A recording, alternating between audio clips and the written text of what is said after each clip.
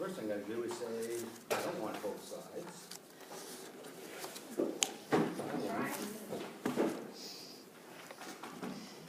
Here we go. I need a nap. Okay, so again, we're not gonna spend a lot of time because we want to cover as many as we can. I especially want to make sure we get to the ones that are more, what do you call it, more substantial, versus the ones, the only ones you see on your attendance quizzes are the ones that have the short answers. Otherwise, I couldn't have a matching term. Yuri? Yes. That's a $50 violation so far. How much fun do you have? She's almost. I'll just stay inside. She's just saving up their project. Okay, ready? All stars.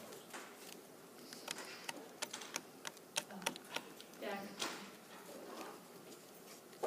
You got it. Excellent question. Let's be on every test going forward. All right, Crystal.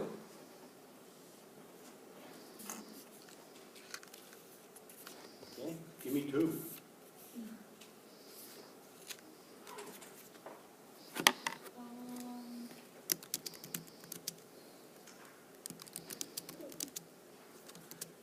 Erie, give me two.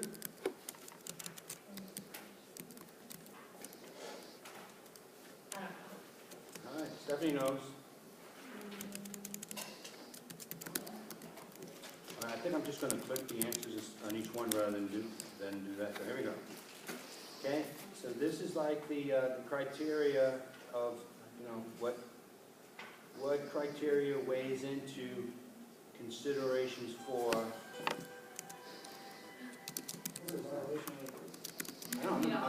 I get no credit for today. But that was mobile, T-Mobile violation, didn't I? I have it on phone. All right, so we have, those are the five that go into key considerations that you apply to your risk analysis, okay? Is there anything unique about the purpose, product, place, people that would you know, influence me? Can you really quickly explain the difference between the areas of loss prevention activity and the loss prevention process?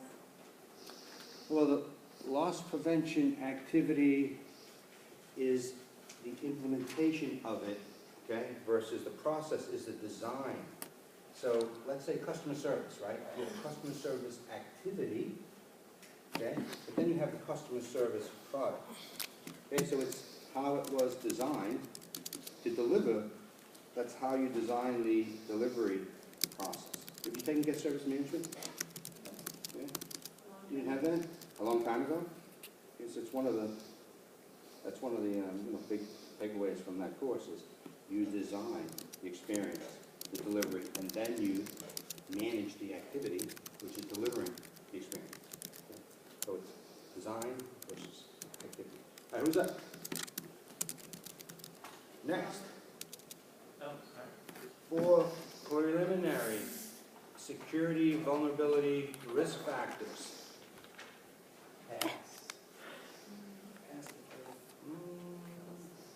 Oh, you're passing the me? No, I'm not doing that. We're going right for them because we'll be doing too much passing because these are a lot of these are the more. Okay, so I get the next one. So you're going to get the next one. Yeah, so obviously, what are the critical assets that you want to make sure are protected? Okay, and then what are inherent and historical risks? What would be an inherent risk? Example?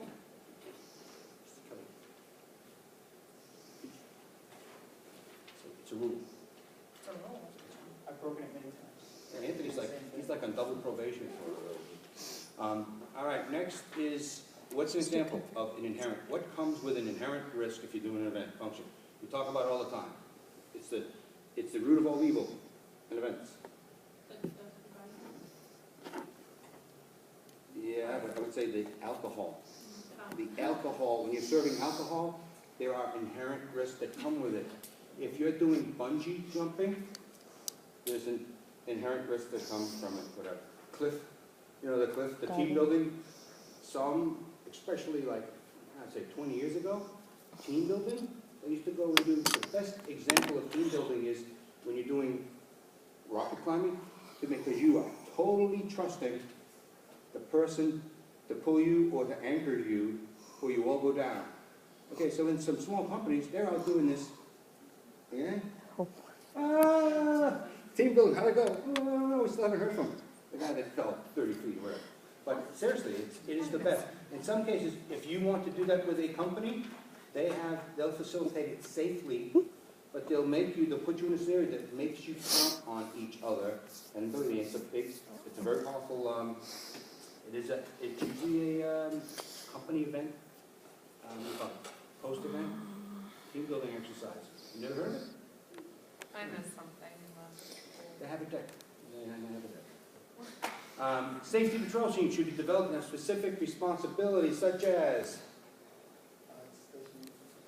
yeah, fast, and, Wait, Paul, you go ahead. I mean, they should.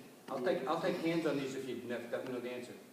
I mean, if they have responsibilities, they should be able to patrol and know what they're looking for to.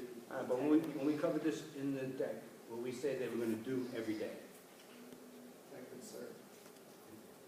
What they were gonna do is, they were going to do the walkthrough circulating the event, and they were going to go through all of the incident reporting of the day before to make sure that those lines were applied, etc. Okay, Kelly, ready? Yep. For every vulnerability identified, alternate ways to uncover them must be carefully considered. This may include alternative, redundant, or additional. Security?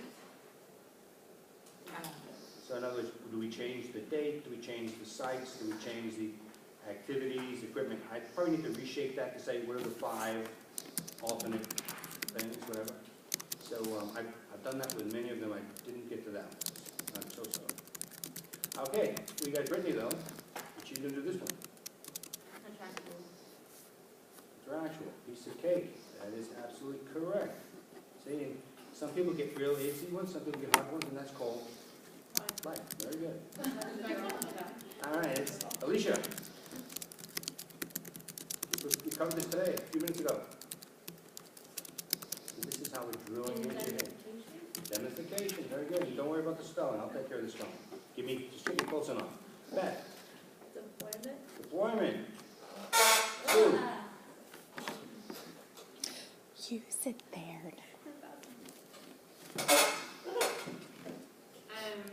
We talked about this. Pass? We talked about it. It was the first question on here. Crystal. Oh, wait, I know now. What? Is it vetting? Vetting is correct. Vetting is correct. All right, so again. Sorry. You just answered it. I know. All right, okay, Crystal. There you go.